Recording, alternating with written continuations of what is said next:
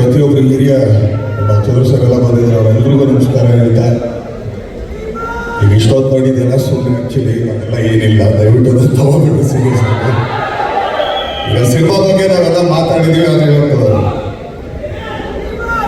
ಯಾವುದೇ award function ನಾನು ಹೋಗಲ್ಲ, ಖಂಡಿತ ಹೋಗಲ್ಲ, ಯಾಕಂದ್ರೆ ಅವಾರ್ಡಿಗೆ ನನಗೆ ವ್ಯಾಲ್ಯೂ ಇಲ್ಲ. ಆದರೆ ಯಾರು ಶೀಲ್ಡ್ ಕೊಡ್ತಾರೆ ಸಿನಿಮಾದವ್ರೆ ಅದು ಎಲ್ಲಾದರೂ ಸರಿ ಮೊದಲು ಹೋಗ್ತೀನಿ. ಏನಕ್ಕೆ ಅಂತಂದರೆ ನಮ್ಮ ಮನೇಲಿ ಒಂದಷ್ಟು ಶೀಲ್ಡ್ಗಳಿತ್ತು ಮೊದಲು, ಈಗಲೂ ಇದು ಇಲ್ಲ ಅಂತಲ್ಲ, ಯಾಕಂದ್ರೆ ಅದೆಲ್ಲ ನೋಡಿದಾಗ ಅದೊಂದು ಜರ್ನಿ ಕಾಣಿಸುತ್ತೆ.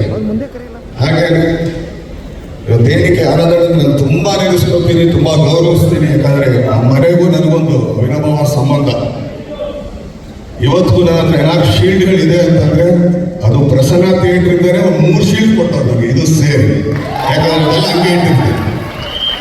ಆ ಶೀಲ್ಡಲ್ಲಿ ಏನಂತಲ್ಲ, ಬಟ್ ಆದರೂ ಕೂಡ ಈಗ ನಮ್ಮ ತಂದೆ ಇಲ್ಲ, ಆದರೆ ಈಗ ನಮ್ಮ ಅಕ್ಕನ ಮಕ್ಕಳಿಗಾಗಲಿ ಇಲ್ಲ ನನ್ನ ಮಗನಿಗಾಗಲಿ ಎಲ್ರಿಗೂ ನಾವು ತೋರಿಸೋದು ನೋಡ್ರೆ ತಾತ ಎಷ್ಟು ಮಾಡೋರೆ ಅಂತ ಅಂದ್ಬಿಟ್ಟು. ಹಾಗೆ ಮುಂದೆ ನಾವಿಲ್ದಿದ್ದಾಗ ಅವ್ರುಗಳು ತೋರ್ಸೋಕೆ ಒಂದು ಇದಿರುತ್ತೆ, ಯಾಕಂದ್ರೆ ಆ ಶೀಲ್ಡ್ ಅಷ್ಟು ವ್ಯಾಲ್ಯೂ ಇದೆ.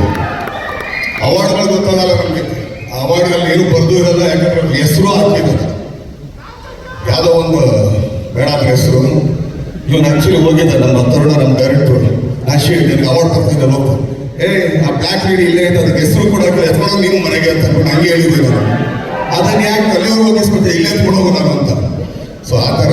ಆದರೆ ಶೀಲ್ಡ್ ಮೇಲೆ ಯಾವುದೇ ಕಾರಣಕ್ಕೂ ತಪ್ಸೋಕ್ಕಾಗಲ್ಲ, ಯಾಕಂದ್ರೆ ನಮ್ಮ ಫೋಟೋನೇ ಇರ್ತಲ್ಲ ಅಲ್ಲಿ. ಏನಕ್ಕೆ ಒಂದು ಭಾವನೆ 50 ದಿನ, ಇದಕ್ಕೆ 50 ವರ್ಷ ಎಷ್ಟಿದೆ ನೋಡಿ. ಅದಕ್ಕೆ ಆನಂದನಿಗೆ ಹಾಗೆ ಅವರೆಲ್ಲ ಮನೆಯವ್ರಿಗೆ, ಅಣ್ಣ ಇದ್ದಾರೆ ಇಲ್ಲಿ ಚರಣ ಅವ್ರಿಗೆ, ನಮ್ಮ ಅಪ್ಪಿಗೆ, ಹಾಗೇನೆ ರಾಘುಗೆ, ಪ್ರಸನ್ನ ಅವ್ರಿಗೆ. ನೋಡ್ರಿ ಪ್ರಸನ್ನ ದಯವಿಟ್ಟು ಬನ್ನಿ, ನಮ್ಮ ಪ್ರಸನ್ನ ಥಿಯೇಟರ್ ಹೆಸರು ನೋಡಿ ಬಂದು ಅವರೇ ಆ್ಯಕ್ಚುಲಿ ಪ್ರಸನ್ನ ಅಂತ ನಮ್ಮ ತುಂಬ ಆತ್ಮೀಯರು, ನಮ್ಮ ಸ್ನೇಹಿತರು.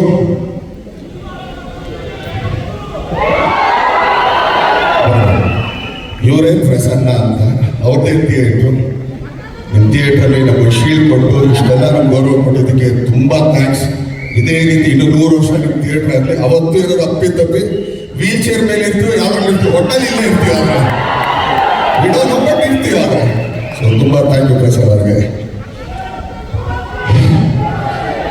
ಆದರೆ ಸಿನಿಮಾ ಬಗ್ಗೆ ಏನು ಹೇಳಲ್ಲ, ಆದರೆ ಕೆಲವು ಪ್ರೆಸ್ ಮೀಟ್ಗಳು ಸಿಗಲಿಲ್ಲ, ನಾವು ಮಾತಾಡೋಕ್ಕಾಗಲಿಲ್ಲ.